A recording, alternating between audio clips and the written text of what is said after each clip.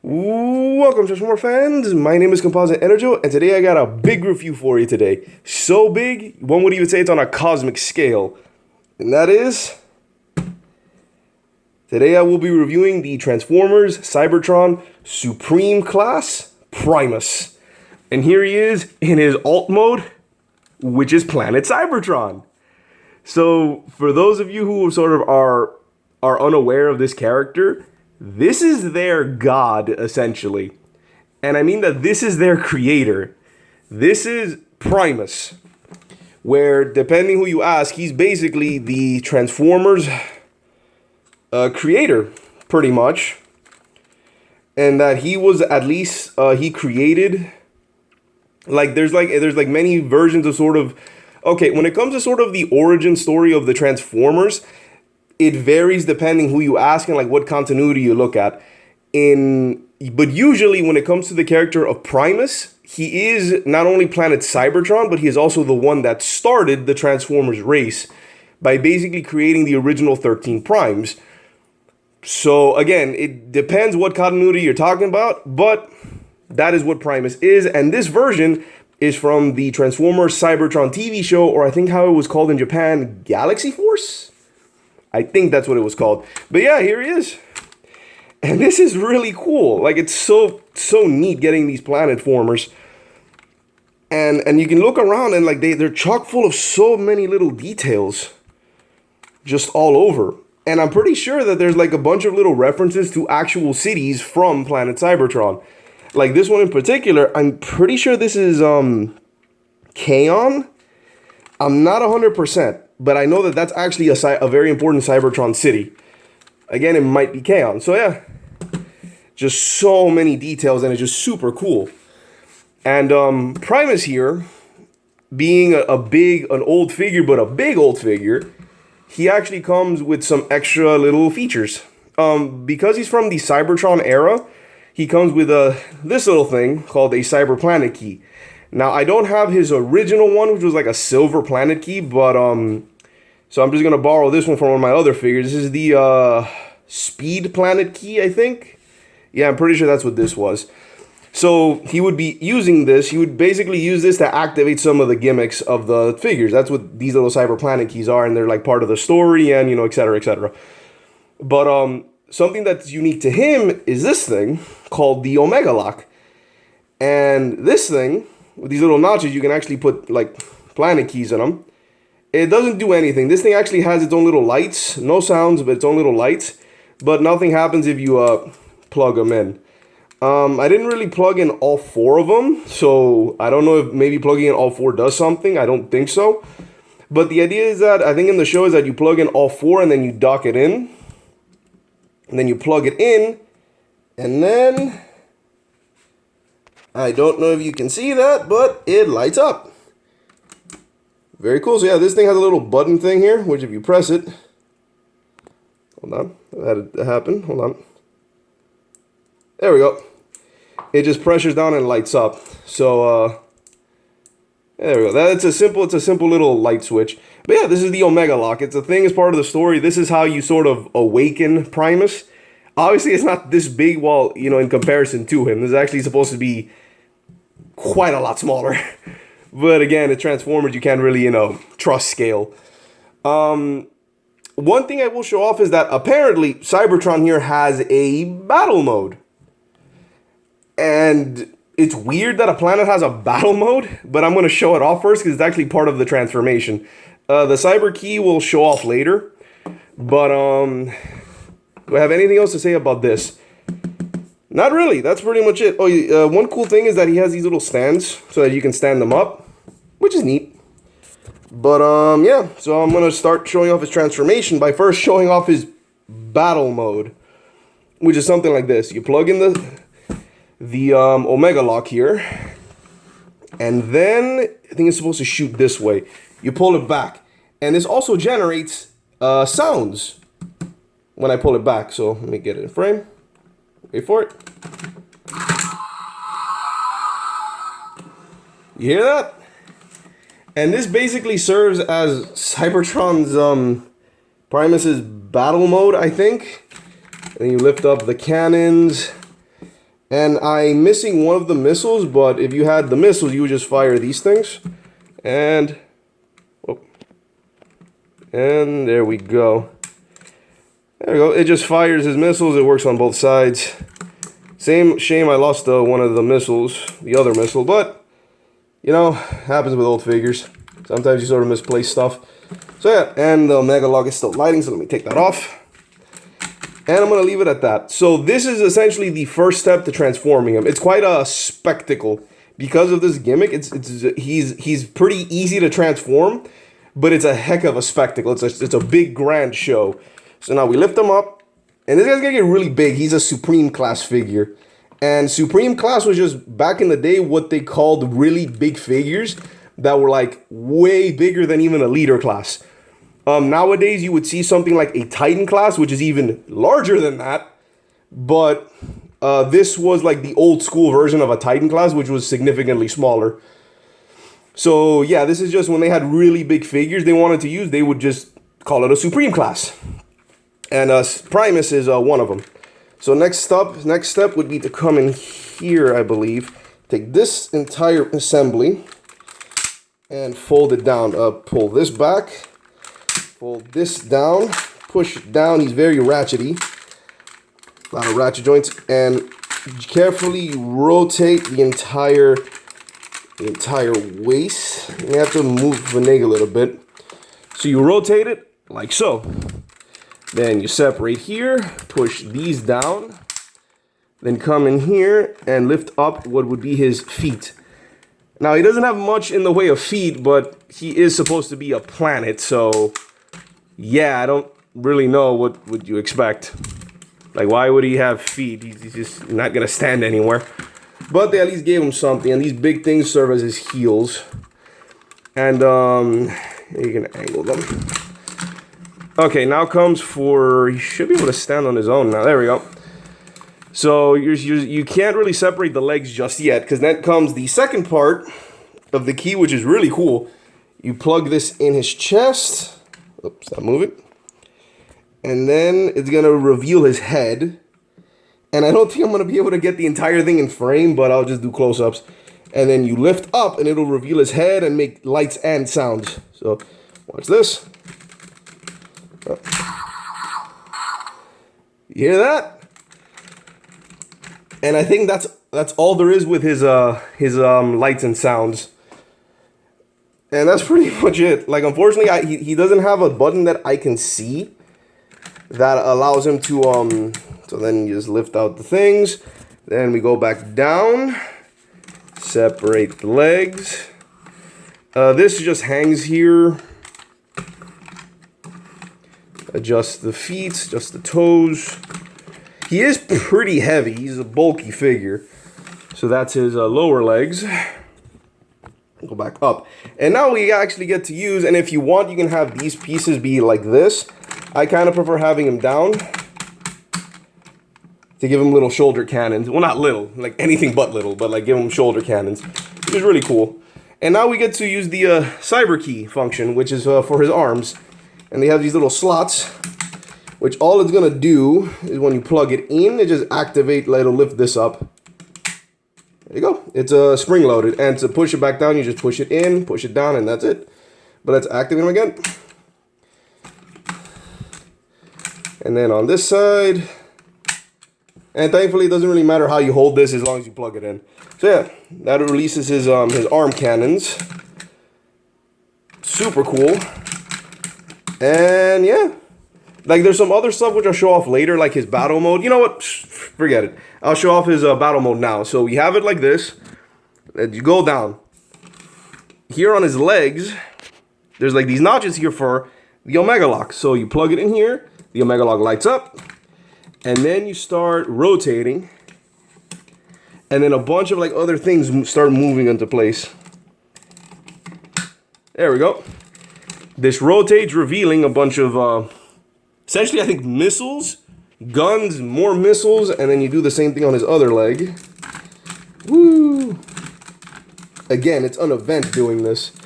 You are able to transform Primus without using this. This just makes it a whole lot easier. Apparently there's a trick out there that if you plug like a AA battery in here, it'll have the same effect. And these pieces, you don't really need the Omega lock. If you finagle it, you can just twist it on its own. But I feel that just causes unnecessary damage to the figure. So try and get an Omega lock. It makes everything a lot easier. But you can use like a AA battery. I think the first time I did this, I used my finger and it just really hurt. As suggestive as that sounds. Oh, there's still one more step which I keep forgetting. The fist. Gotta pull him out. You gotta pull out his fists. His mighty god fists. His god hands. And yeah, this would be Primus, essentially in his battle mode. And down here on his legs, like, let me get a close-up on him. Just guns. This is essentially his attack mode. You reveal these weapons and all that stuff. But funny enough, on each leg up here, you feed it through, he also has these little, like, claws. Like, I don't know what these do, but he has them, and they're articulated. Like, they have a hinge here, was it? Hinge here, it's kind of hard to see. Hinge there, hinge here, and a hinge to open the claw. And I think if you have, for some reason he has a plug here, where I think it works if you have like a Minicon from the Armada era. I think he's also compatible with Minicons, weirdly enough, so you can do all three. Well, no, 3? Where'd I get the third one? No, because he has his lock, keys for some features, and can have plugs, and even has plugs for some Minicons. And on the other side, it has the same exact claw. And I checked, it's the same thing. I didn't notice any actual difference. It's kind of a pain, then you gotta plug it back in. Hold up. There we go. There we go. That's how you plug it back in. So yeah, that's sort of his claw. So let's sort of get him back to not battle mode. I'll leave the chest alone. His missiles, I actually like that pose. Let's plug back in the arms. Plug back in the arms. His arm cannons. And let's transform these back. Oh, whoa. Oh, a little stuck there. There we go. Haha. There we go. And same on this side. Oh, that way. There we go. And that's it. And to transform them back, you do the same thing. You use this to back down, back, and all that stuff. And it has lights and sounds, but it's the same sounds. So let's look at his torso again. Oh, and I didn't sort of show this off, but that is an awesome head sculpt. I mean, this is like, this honestly, he kind of looks like the Autobot symbol. And I think that might be what they were going for. Like it kind of looks like it. Makes sense. He is the creator, which is cool. And I don't think I showed this off, but when you sort of do the thing, hold on. Let me show it again. His eyes light up when he transforms. And, shoots lasers and whatnot. Again, I haven't figured out if there's like a way to trigger any other lights and sounds. I just flat out don't see it, and I didn't find anything online. But yeah, those are his lights and sounds. So now let's get on with articulation. The head, as you saw, is on a swivel. Arms are on ratchets that can go far. If his shoulders, his shoulder armors do sort of prevent a little bit of articulation, sort of restrict them a little. But they kind of go, so in, out, forward, back. There's a bend at the elbow. He's got an elbow, swivel at the elbow, a little lower at the elbow. And if you didn't notice, he does have articulated fingers. Always a plus with these bigger figures. Always a plus in general. So yeah, he has a 1 hinge here for the thumb.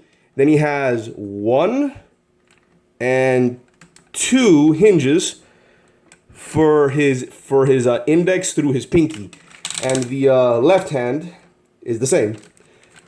So I just have them in their fists.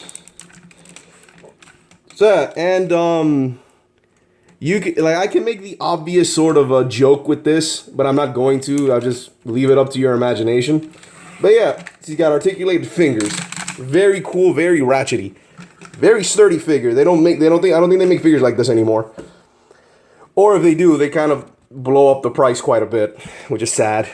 For his lower half, he has a waist swivel do the transformation, but he has it.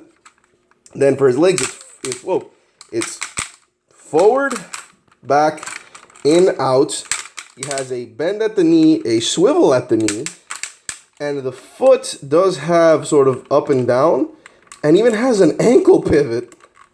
It's kind of weird, but yeah, his foot pivots so that when you have it splayed out, it'll adjust to the ground. There we go. Hold on. There we go. And